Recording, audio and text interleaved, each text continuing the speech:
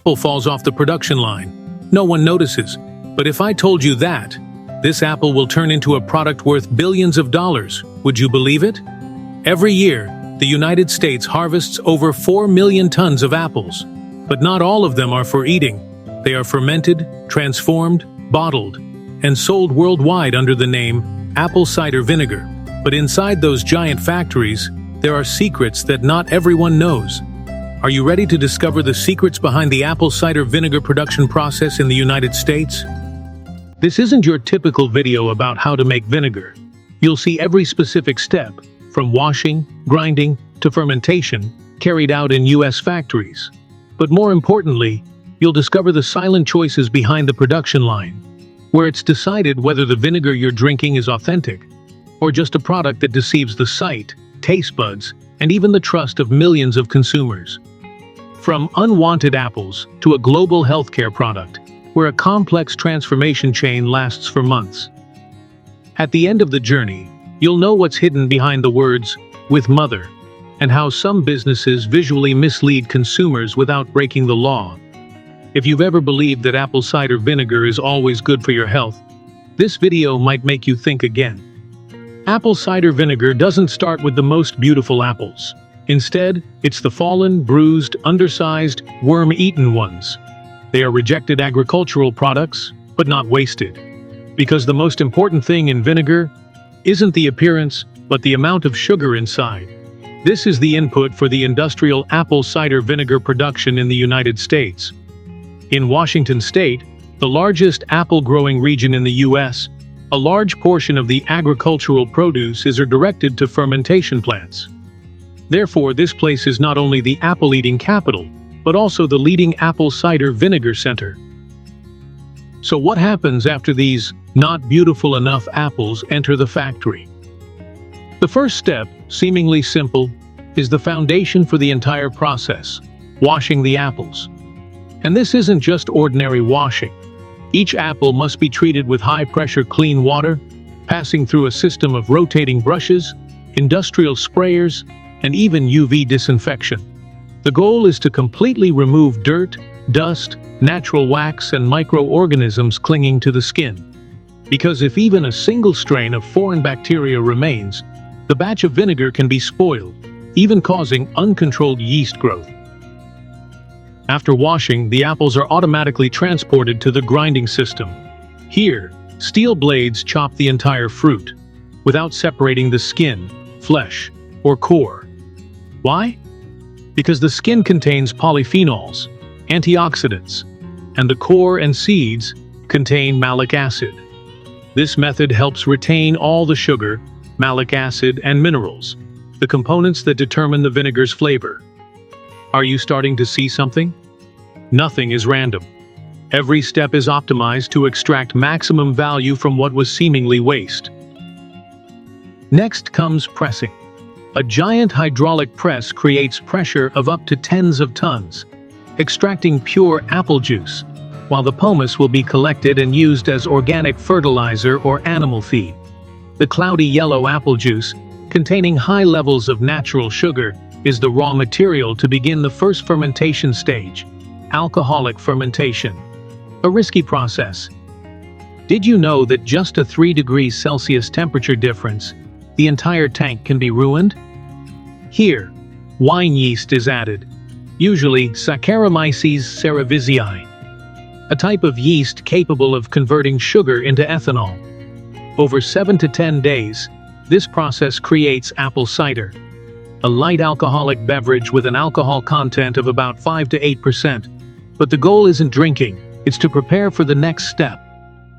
Acetic fermentation, also known as vinegar fermentation. This is the most important step, determining the entire final product. But turning it into vinegar is still a long journey ahead. Acetic acid bacteria, such as Acetobacter aceti, are introduced into the apple cider environment. In oxygen-rich conditions and a controlled temperature of 25 to 30 degrees Celsius, they eat ethanol and produce acetic acid. You might ask, can chemicals be used to speed up the process? Yes, but that's no longer real apple cider vinegar. Some US factories use rapid fermentation technology, which can shorten the entire process from 3 months to less than 3 days. But speed doesn't always come with quality. Traditional producers, like Bragg, often let the vinegar ferment slowly and naturally, lasting up to 6 months, to retain a deep flavor and live microbial structure. However, that's only half the story. The most important and most debated process is still waiting to be revealed in the next part. Throughout the fermentation process, a cloudy white film begins to form. This is the mother. This is a collection of live bacteria, enzymes, and cellulose, floating in the vinegar like a soul. Some people are afraid of this layer because they think it's sediment, but in fact it's what makes up the nutritional value and the belief that vinegar is good for health. The problem is, the mother makes the vinegar look cloudy, harder to sell, and consumers are used to clarity. This is when the factory has to make a decision: keep the mother or remove it.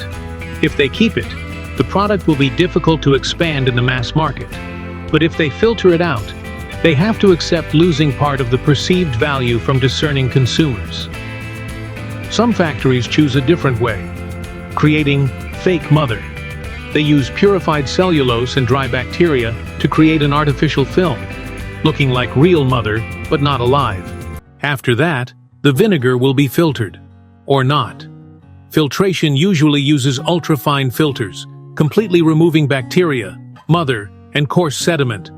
But some places only allow natural settling. Each way creates a different type of vinegar. And can buyers tell the difference? After filtration comes stabilization. Some companies lightly pasteurize with heat to extend shelf life. Some do not process at all, to keep live enzymes, but shorten the shelf life to a few months.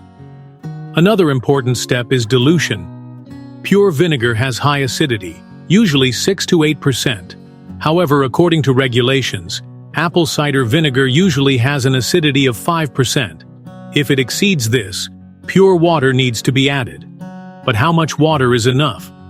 On an industrial scale, this process is carried out in stainless steel mixing tanks, equipped with sensors, continuously checking pH and acidity to ensure the final product reaches exactly. And finally, indispensable, adding additives. Some popular products add caramel color, artificial flavors, or stabilizers.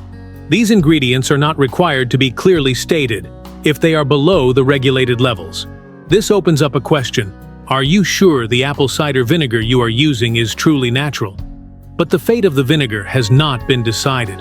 After fermentation, the journey will continue in a strategic stage, where each label, each bottle cap can decide, is this a premium product or just a mass market item? The story behind the bottling line will surprise you. A battle between real vinegar and industrial vinegar. Try looking at the apple cider vinegar bottles on the supermarket shelf. Every bottle says, organic, raw, with the mother, non-GMO, gluten-free. But what percentage of that is truly reflected in what's inside the bottle? Some producers are honest. They keep the mother, don't filter, and add no additives.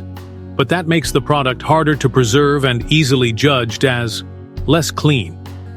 Meanwhile, industrial vinegar products, thoroughly filtered, with added color and flavor in shiny bottles, sell much better. And you know what's interesting? Sometimes they are even labeled exactly like the real thing. In the US, just because a product is made from apples and undergoes a fermentation process, it can already be called apple cider vinegar, even if it has been diluted, had all the live enzymes filtered out, or even had artificial flavors added. And here's a little-known truth. There are no unified international standards for real apple cider vinegar. Each country, each state, each supermarket chain has its own set of regulations. So, when you hold 2 identical bottles of vinegar, but one costs 3 times as much, ask yourself, are you paying for quality or for the label? Some major brands like Bragg choose transparency. They show consumers the entire fermentation process. They accept cloudy vinegar, clearly visible mother, and a shorter shelf life. But not every company is brave enough to do that. And the next question is, What inspection steps do these bottles of vinegar have to go through before reaching consumers? Or are there bottles of vinegar that have never been truly inspected? In the United States, the Food and Drug Administration, FDA, has basic regulations for vinegar products, but they don't inspect every bottle. Control mainly relies on the honesty of the manufacturer. Many batches of vinegar are exported abroad, to Asia, Europe, with completely different specifications. Some batches are thoroughly filtered. Some retain the mother. Some places require sterilization. Others require no heat treatment.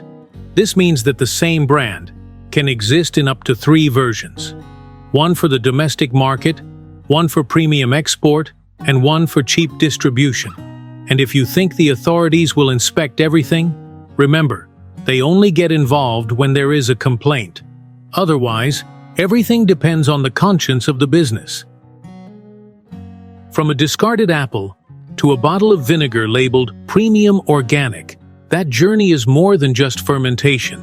It's a series of choices about technique, ethics, and market strategy. Not every bottle of vinegar is the same. Not every label tells the truth. And not all apple cider vinegar is apple cider vinegar. Next time you walk into a supermarket, stop for 10 seconds in front of the apple cider vinegar aisle. Look closely. Read carefully. Think carefully. Because you might be buying colored water, told with a fascinating story. And if you want to continue discovering other surprising truths in the world of food, watch the next video, where we decode the real difference between organic chicken eggs and free-range chicken eggs. Which eggs are truly clean? And are you understanding correctly? Welcome to the journey of discovering the truth behind the surface of every product you consume every day.